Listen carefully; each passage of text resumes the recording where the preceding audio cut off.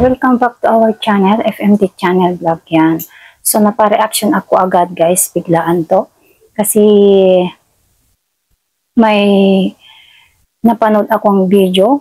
Ayan. So, ito guys is tungkol kay Egypta TV. Ayan. So, alam nyo guys, talagang napansin nila yung ginagawa niya, na pinagko-compare niya si Bidet at saka si Joy. So, ayan. Mag-ingat-ingat ka talaga sa ginagawa mo, Lola E, kasi may araw talaga na panahon talaga ang gaganti sa'yo sa mga pinaggagawa mo. Ayan.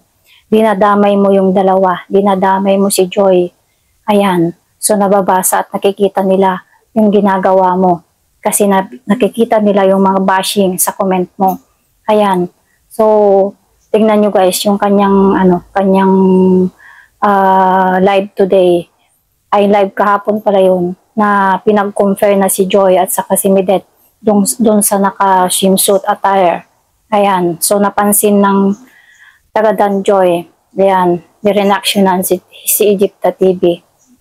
So, ayan guys, panoorin nyo yung sinabi doon sa taga Kalingap. Dyan, proud ka ba sa mga pinagagawang papansin post ni Egypta na ganito? Hindi lang isang beses, dalawang beses, ilang beses na to actually napansin ko na may mga ganyan siyang post, pinagkukumpara niya si Joy at saka si M.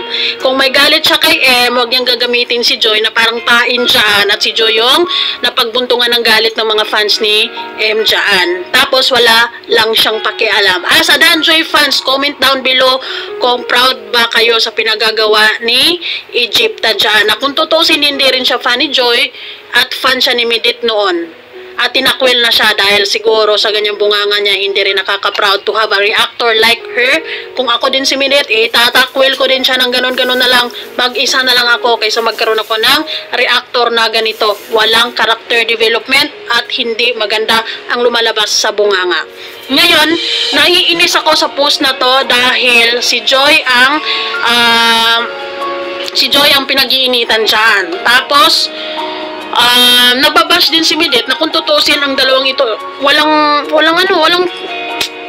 meron silang kanya-kanyang buhay. Wala silang pakialamanan actually. Pero hindi to si Egypta for bonuses purposes siguro ginagawa niya ito. Anyways,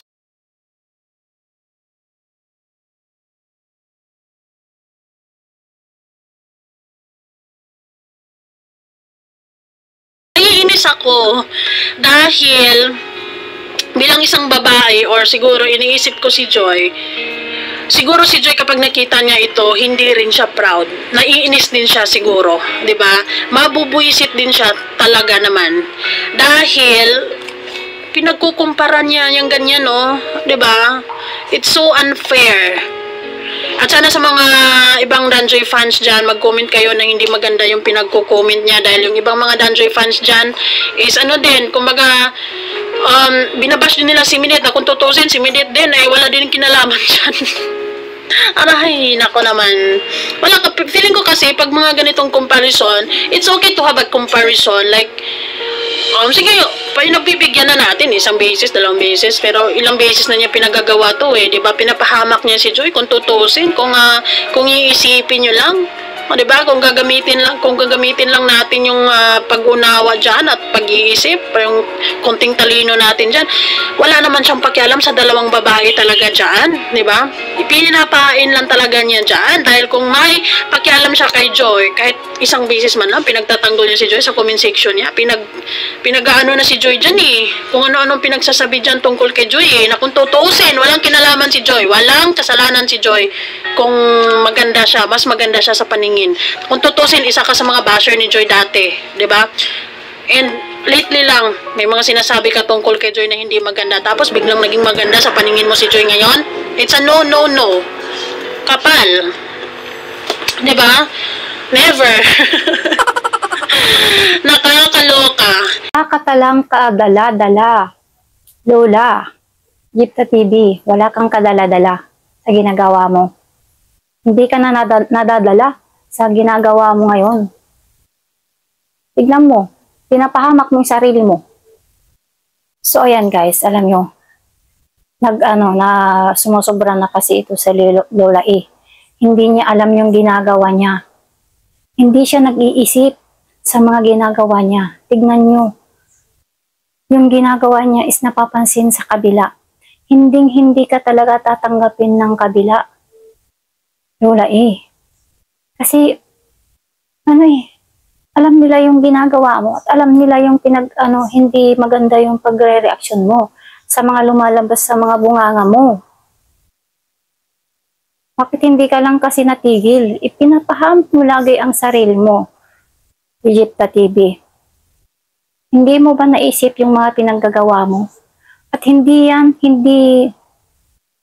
tanga-tanga yung nasa kabila na hindi mapansin yung ginagawa mo, na ginagamit mo si Joy para gumanti. Di ba? Alam na alam nila yan. Kasi, grabe. Akala ko ba matalino ka, Lola E? Bakit ganyan yung ginagawa mo? Hindi mo ba naisip? Hindi ka ba nag-iisip sa ginagawa mo? Biruin mo yan. Akala mo siguro hindi mapapansin. Akala mo siguro, mapapansin yung taga-kabila na maging okay ka? Nagpapapel ka kasi yan yung point mo, pero hindi kaya nila matatanggap kahit bali-balik pa rin mo pa ang mundo, hindi ka na matatanggap ng kalingap. Iniisip mo sana yan yung ginagawa mo.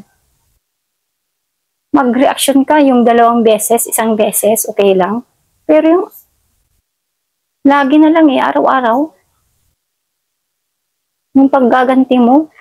Lahat ng mga alipores mo dyan, hindi ka matutulungan, Egypta TV. Papahamak ka yung mga alipores mo dyan. Akala ko ba matalino ka? Bakit ngayon? Para kang tanga na hindi mo alam ang ginagawa mo. Hindi mo iniisip yung mga ginagawa mo. Tingnan mo. Mapansin talaga yan. Hindi ka nag-iisip talaga, no? Kasi hindi ka talaga na phobia or na dun sa ginawa mo noon kay Carla. Ulit-ulitin mo yung ginagawa mo. Ginagamit mo yung kalingap. Papansin ka dun sa kalingap. Ayaw ka na nila. Kilalang kilala ka nila, Egypta TV. Sa kabila, hindi mo sila mong pagpapapel dyan. Yan. Yung ginagawa mong ganyan, na ginagamit mo sila. At kunwari pa ka, kunwari mabait ka kay Joy. Hindi nila matanggap yan, hindi nila matatanggapin yan. Style mo lang. Ayan, nakita tuloy yung ugali mo. Kaya, ayan, sinabi nila na kaya inayawan ka ni Medet kasi ganyan yung bunganga mo, kabastusan. Yung lumalabas sa bunganga mo, hindi maganda, akala mo. Kung magsalita ka, akala mo ikaw yung pinakamabait, ikaw yung pinakagaling. Pero ikaw yung hindi natigil, biruin mo yan. Ginagamit mo pa si Joy para gumanti. Diba? Si Tita Violeta nga na hindi na dapat sana magre-reaction dahil sa ginagawa mo eh. Tapos sabihin mo, kami yung nangunguna. Halos nga ayaw namin makita yung mukha mo, yung pagbubunganga mo dyan eh. Kasi nakakasawa. Kaya gusto na din namin magtapik ng iba, hindi lang ikaw. Kakasawa ka eh. Hindi ka lang na phobia sa mga ginagawa mo. Tignan mo, ginamit mo noon na naman si Carla paggaganti. Anong nangyari? Paggaganti mo kay Ma'am Jomalyn. Tapos ngayon, gagamitin mo na naman si Joy. Tapos, yung isa na naman, si Kuya Rab, at saka yung asawa niya, yan. Si Jackie. Diba? Para kang lang, hindi ka nag-iisip. Ang tanda-tandaan mo akala ko, ang tali-talino mong matanda ka. Tignan mo pinaggagawa mo. pinagko-compare mo kay kay Joy Simidet. Ano ba ang program mo diyan? Walang papansin sa iyo pero sa kabila talaga ayaw nila kasi nakakabasa sila ng mga basing. Nadadamay si Joy, nagkakaroon ng basing dahil sa iyo yung pinaggagawa mo diyan. Naku, hindi ka na lang hindi ka lang ewan. Anong pag-iisip ka na ngayon, hindi mo alam kaya kung ano-ano yung mga topic mo diyan. Grabe. Ayan, so hanggang dito na lang aking reaction kay Lola eh. Kasi sumusobra na, di ba? Tignan mo, magkadamay-damay na naman yan, pati si Med nadadamay sa ginagawa niya. Kung ano-ano yung mga binabalik niyang mga story, about pa sa mga umalis na ng mga founder, anong pinaggagawa niya, grabe yung paggaganti mo, Lola, ikakwawa ka as in. Kinakawawa mo yung sarili mo, ay grabe. Naaawa ako na nainis sa'yo, Lola eh. Grabe sa ginagawa mo. Yan, hanggang dito na lang. Bye-bye mga ka-Jamget.